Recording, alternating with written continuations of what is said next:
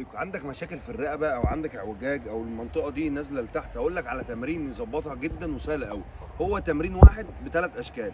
اول حاجه ايدي دي هتبقى ورا ظهري بالتكنيك ده، وايدي الثانيه هتمسك دماغي من اعلى نقطه فوق، همسكها وبلفها الناحيه دي. اهم حاجه كتفي ما يطلعش، كتفي ثابت وبشدها الناحيه دي، وببص لابعد نقطه لتحت اهو.